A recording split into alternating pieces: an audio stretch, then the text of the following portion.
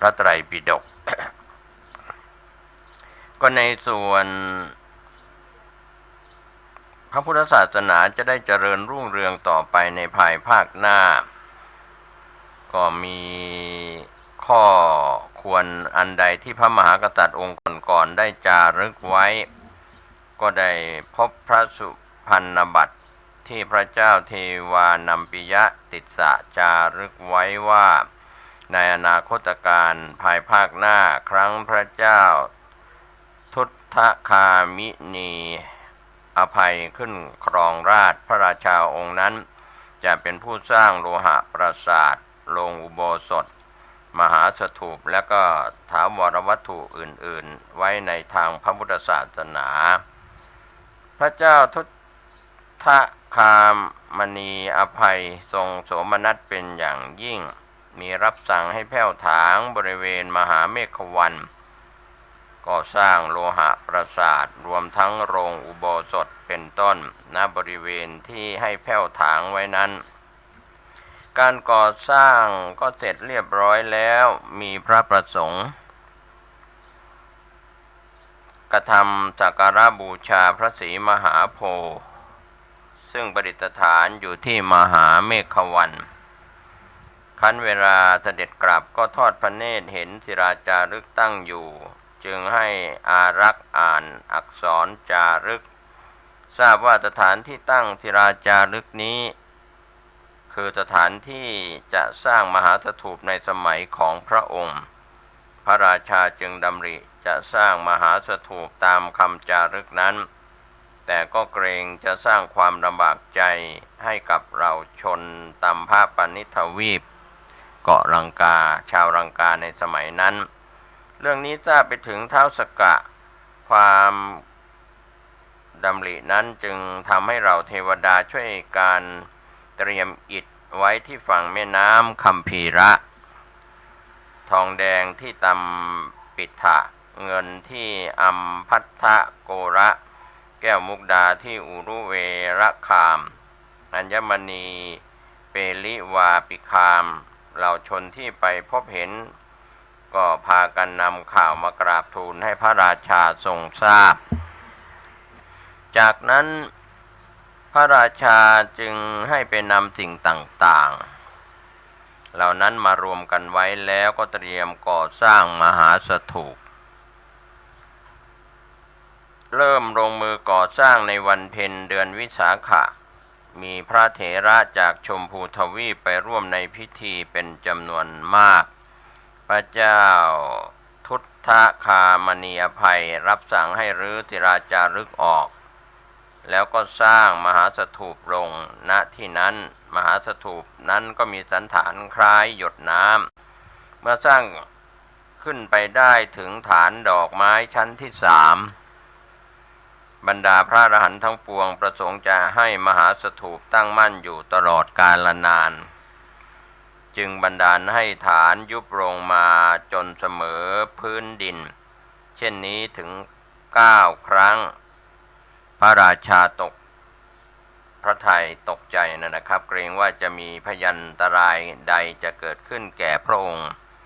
จึงตรัสถามบรรดาสงฆ์พระเถระทั้งปวงถวายพระพรว่ามหาบพิตรทั้งนี้เพื่อต้องการให้มหาสถูปประดิษฐานมั่นคงยืนนานตลอดไปครั้นก่อสร้างมหาสถูปและห้องพระบรมธาตุสำเร็จเรียบร้อยแล้วพระราชาก็มีพระประสงค์จะอัญเชิญพระบรมสารีริกธาตุเข้าบรรจุไว้ในสถูปจึงรับสั่งถามที่ประชุมสงฆ์บรรดาพระเถระถวายพระพรว่าในการนี้พระโสนุตรเถระสมควรเป็นผู้ไปอัญเชิญมาจากนาคพิภพพระราชาจึงรับสั่ง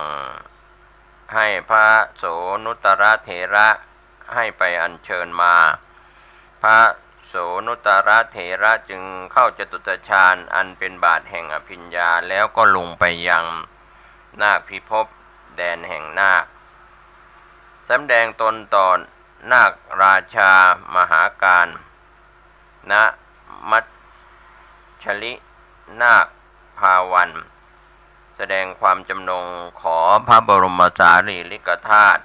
มหาการก็ไม่ยอมให้ก็สั่งวาสุรทัตผู้เป็นหลานนำไปซ่อนวาสุรทัตจึงกลืนพระอบบรรจุพระบรมสารีริกธาตุลงไปในท้องพระโสนุตรเถระเห็นด้วยจักษุทิพย์ตาทิพย์จึงเหยียดแขนไปล้วง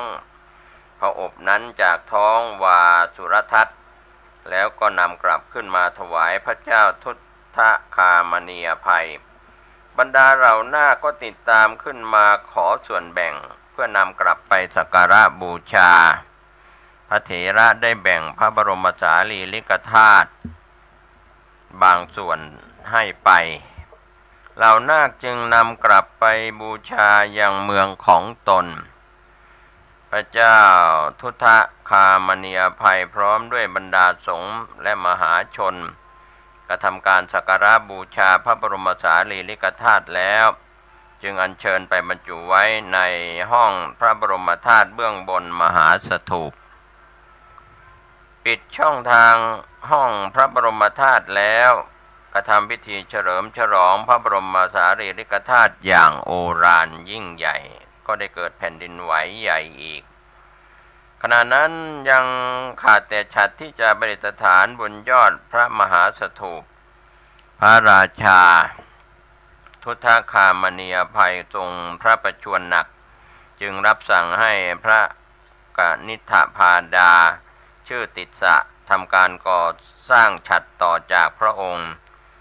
ติสสะก็ดำริว่าพระเชษฐาประชวรหนักเช่นนี้หากเราจะดำเนินการก่อสร้างตามรับสั่ง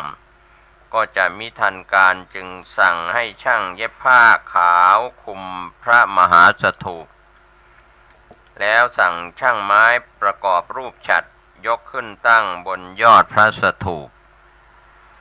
ตกแต่งพระมหาสถูปตามพระประสงค์ของพระราชาเสมือนหนึ่งพระมหาสถูปสำเร็จเรียบร้อยแล้ว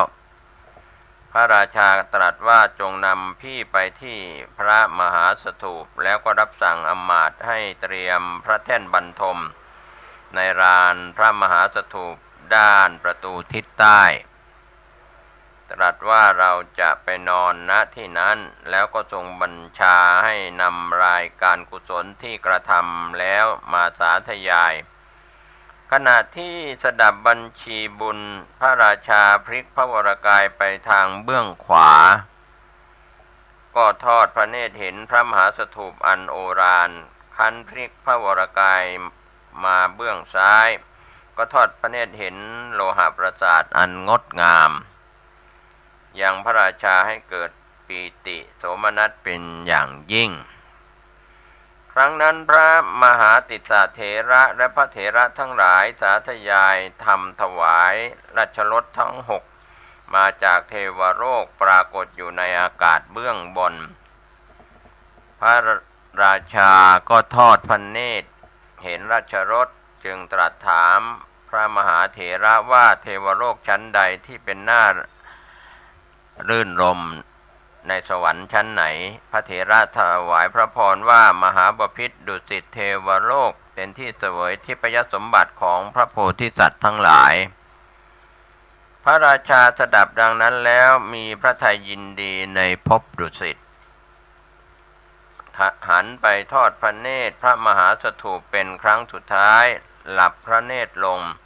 สวรรคตในเวลานั้นเสด็จยังราชรถสู่ภพดุสิตแล้วในอนาคตการนะครับท่านผู้ฟังพระเจ้าทุตทคามณีอภัยจะลงมาบังเกิดในมนุษยโลกเป็นพระกษาวกเบื้องขวาของพระศรีอริยเมตไตรต่อมาในรัชสมัยของพระติสสะซึ่งเป็นพระราชอนุชาของพระเจ้าทุตทคามณีอภัยขึ้นครองราชย์พระองค์ทรงให้สร้างฉัตรยอดพระมหาสถูปแทนของเดิมที่สร้างด้วยไม้ในสมัยของพระเชษฐาของพระองค์แล้วก็ทรงสร้างกำแพงแก้วล้อมรอบตกแต่งพระมหาสถูปจนสำเร็จสมบูรณ์มหาชนถวายพระนามว่าพระเจ้าสัทธาติสสะ สำหรับโลหะปราสาทนั้นต่อมาถูกเพลิงไหม้จนหมดสิ้นพระองค์จึงรับสั่งให้สร้างโลหะปราสาทขึ้นมาใหม่แต่มีขนาดย่อมกว่าของเดิมแต่ยังได้สร้างถาวรวัตถุอื่นๆไว้ในพระพุทธศาสนาอีกเป็นจำนวนมากครั้นพระราชาติสสะเสด็จสวรรคตแล้วได้ไปบังเกิดในดุสิตเทวโลกเช่นเดียวกันก็กล่าวถึงพระเจ้าสัทธาติสสะผู้เป็นอนุชาจะลงมาบังเกิดในมนุษยโลกเป็นอักษาวกเบื้องซ้ายของพระศรีอริยเมตไตรหลังจากพระอรหันตสัมมาสัมพุทธเจ้าเสด็จดับขันธปรินิพพานแล้วพระพุทธศาสนาก็ได้แพร่หลายไปทั่วอินเดียตอนกลางจนกระทั่งมาถึงรัชสมัยของพระเจ้าอโศกมหาราชพระองค์ได้ทรงเป็นผู้อุปถัมภ์ทำการสังฆายนาครั้งที่3ที่เมืองปาตลีบุตรโดยมีพระโมคคัลลีบุตรติสสะเถระเป็นองค์ประธานสังฆายนาหลังจากกระทำสังฆายนาเรียบร้อยแล้วพระองค์ก็ได้ทรงอุปถัมภ์การเผยแผ่พระพุทธศาสนาให้กว้างขวางออกไปก็ได้ส่งสมณทูตออกไปเผยแผ่จำนวน9สายสำหรับดินแดนในเขตสุวรรณภูมิพระสมณทูตที่พระเจ้าอโศกมหาราชส่งเข้ามาประกาศพระศาสนานั้นให้กว้างขวางในประเทศสยามในยุคอดีตก็การนำพระบรมสารีริกธาตุเข้ามาด้วยก็มีพระโสนาเถระพระอุตรเถระพระชานียเถระพระภูริยเถระและพระมูนิยเถระก็มีสามเณรอุบาสกอุบาสิกาและพุทธบริษัทร่วมคณะอีก38คนด้วยกันคณะสมณทูตได้รับการต้อนรับเป็นอย่างดีจากพระเจ้าแผ่นดินสุวรรณภูมิหรือว่าราชาของสุวรรณภูมิในสมัยนั้นก็คือพระเจ้าโลละวะที่เมืองคูบัวราชบุรีเดือนกติมาศหรือว่าเดือน12ในปีพุทธศักราช235การเผยแผ่พระพุทธศาสนาดำเนินมาโดยตลอดนะครับท่านผู้ฟังจนถึงปีพุทธศักราช